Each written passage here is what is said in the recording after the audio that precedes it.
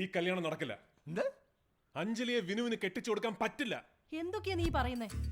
അച്ഛാ, ഞാൻ നിങ്ങളുടെ മകനാണ്. അപ്പൊ എനിക്കുണ്ട് ഈ വീട്ടിൽ ചില അവകാശങ്ങളും അധികാരങ്ങളും ഒക്കെ. അത് അഞ്ജലിയുടെ കാര്യത്തിലുണ്ട്. അവകാശവും അധികാരവും ഉണ്ടെന്ന് പറഞ്ഞോണ്ടായില്ല. സ്നേഹം വേണം, ബോധവും വേണം.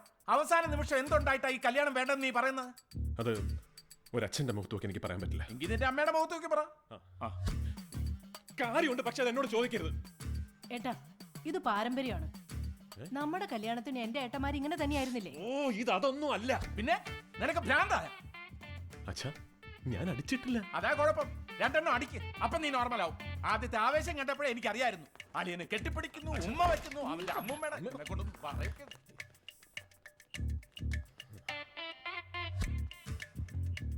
ആരെതിർത്താലും എന്റെ പെങ്ങളുടെ കല്യാണം ഞാൻ നടത്തില്ല. കല്യാണം നടത്തില്ല എന്ന് ചുമ്മാ പറഞ്ഞാ പോരാ. കാര്യം എന്താന്ന് എനിക്കറിയണം. അവൻ വെള്ളം ഒഴിക്കും. ആനന്ദേട്ടൻ അടിക്കുമല്ലോ.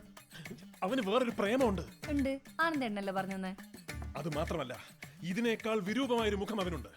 ഞാൻ സഹിച്ചു.